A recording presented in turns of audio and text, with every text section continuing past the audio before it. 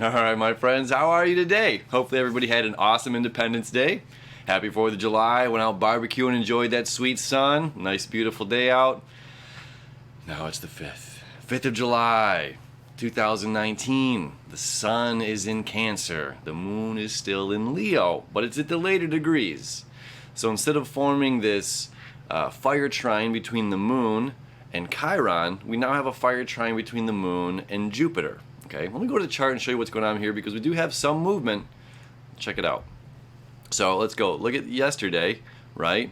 Fire trine. Boo, boo, boo, boo, boo, boo. That nice thick line right there between these three beauties and our wonderful healing teacher, Chiron here. Now today, so let me show you this too. Now we talked about these, kind of the annoying aspects of growth, and this growth, this semi-square here to Neptune and this up to Jupiter. Now look what's happening today as we move forward. Okay, these train tracks kind of get oddly crossed. Okay, these guys are still semi-squaring here, like, hey, you have the fire, you have the passion to keep going for your own expansion of your own unconscious mind. This is, again, the intangible sides of things, the things you can't quite put your finger on, the thoughts, the ideas, our subconscious. And now the moon, fire, Leo, passion, constant burning bright. All right, now we're forming this semi-square to Chiron. Okay, so this is a different kind of energy than yesterday. Yesterday, this is a trine. These two were in full flow with each other. Okay, so it's just like a very giving relationship. And now it's just like, hey, but, do you need to sustain, all right, first I'm going to make this connection and I'll come back and talk to you about it. So two connections here. One, Chiron to the moon to Jupiter, and forgive me, third connection, 22 degrees. We're transforming, we're releasing, and we're letting go, okay? So let me come back here and make sense of this. So the moon is creating a semi-square to Chiron, okay? The moon in passionate, fiery Leo can be dramatic, all right? We can be, some of a couple days ago I was talking about that martyr sense of we can sometimes, well, I did this and I've done this. Well, that kind of gets highlighted with the moon in Leo, like I put myself out there and I've done all of these things for you, and it's like, yeah, that was part of the contract, or that was part of what it was, and I wore my 13 pieces of flair. The fact that you want me to go up and above and beyond 13 pieces of flair, but you want me to do it with my own, you know what I mean? Like that, you guys know that movie I'm talking about? Was that Office Space? It's like, we want you to have more flair, but it should be because you want to. It's just like, so you want me to have more flair? No. We don't want you to. We want you to want to have more flair.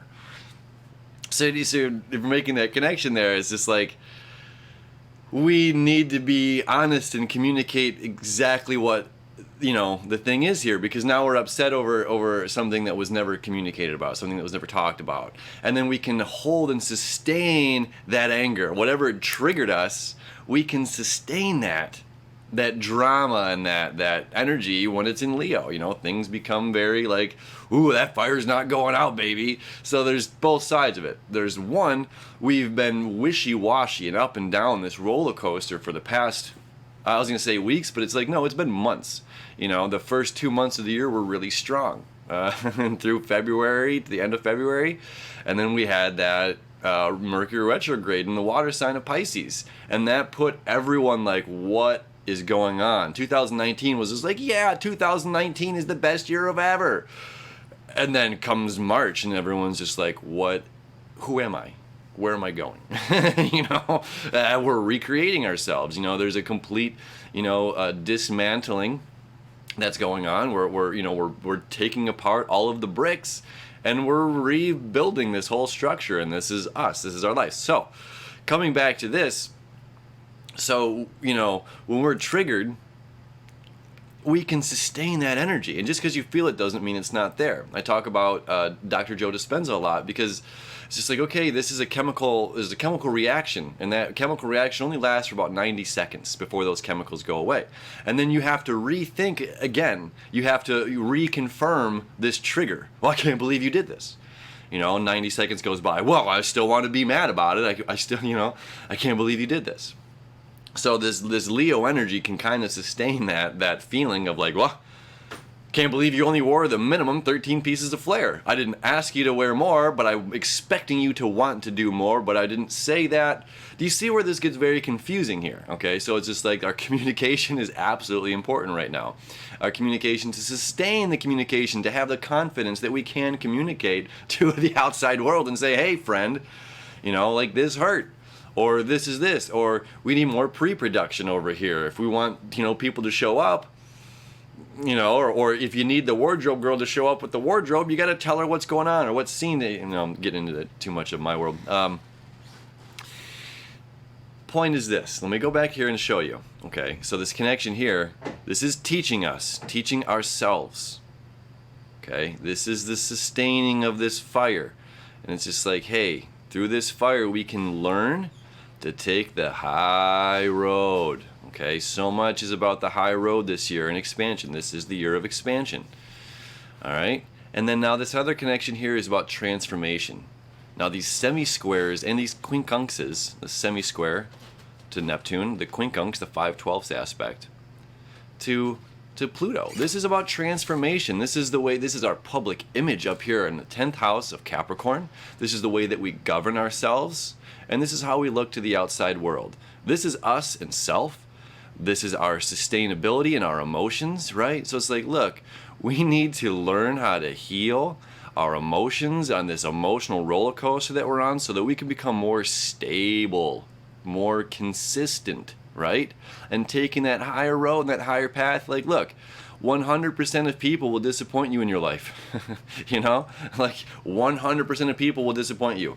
Everyone will disappoint you in your life. And it's how we deal with these things, We have expectations and, and there's a bar that's set and you love this person and they're see you on that quality and these standards across the board, and there's going to be a point in time where we all make mistakes. We're humans. We're not infallible, but yet we're perfect and ever expanding. Quite the paradox, isn't it? So the point is, there's always going to be that. There's always going to be a balance. There's always going to be this, like, there's a choice in how we choose to react and how we choose to respond. And there's an option to take that higher road or not. There's an option to, I'll tell you another random story. This is very vulnerable sharing this story with you. I ended up having an odd day, and there was an operator that we did not see eye to eye with. Okay? And I just chose, I'm going to walk away from this and not go back and see this person, to kind of walk away from it, instead of choosing to go back and just smile and say, thank you for the experience. And what I did is I ended up walking away from a piece of gear that belonged to me that was on the camera. Okay? Now this may seem minuscule, but the point is like, I chose to not at that point in time take the high road. I had a choice in front of me. I chose to walk away and to not turn around and say, you know what, Aaron, you can walk up to this person and say, hey, thank you. Even if it was an awful, awful experience. And what ended up happening, I left something on the camera that belonged to me. I needed it for another job. And then now it's just like, okay, now there's shipping and all, so now there's more steps in the process. When what I could have done originally is said like, okay, this was an awful day at work, and this person and I just didn't see eye to eye. We didn't get along, and that's okay. We just don't, not every red and green crayon gets along. Not every, you know what I mean? That's okay. We can accept this in life, but to be that bigger person, to say like, okay, I have the stamina, I have the confidence to walk over and say, hey, thank you for the experience, thank you for the good day, thank you for the day at work. And then I would have seen this piece of gear, you know what I mean? Because I chose to walk away. Just, hey, I don't want to say goodbye, I don't want to shake this person's hand. You know what I mean? And that's like, and I reflected upon that on the drive home, and I was just like, I should have walked up and said that and shaken the guy's hand. I mean, it is what it is at this point, but that was part of my learning. Okay, so that's this Chiron aspect. This is the part of the learning. Okay. And then now I get to share it with you, and it is what it is. So it's just like, okay, we have a choice in front of us. The high road is what it's telling us to go down, and there's a reason to go down that high road. And there's a benefit here because there's less resistance if we do that. Where the path that I took for this particular moment, which I try to keep taking the high road, okay, but we all have moments. And it's just like, well, I'm happy that happened because I was able to learn. I was able to grow my own internal growth from that. So it's like there's a silver lining to absolutely everything. All right, that is the energy of the day. I think we get it.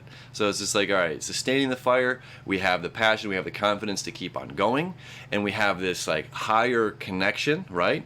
Easily taking the higher road today. This is the fire trine, and then that semi-square is this Pluto transformation, or this quincunx transformative aspects. It's just like, hey, what is triggered again leads to this transformational breakthrough. Like, yeah, this instance happened, boom, walked away, but look at the transformation that came to it.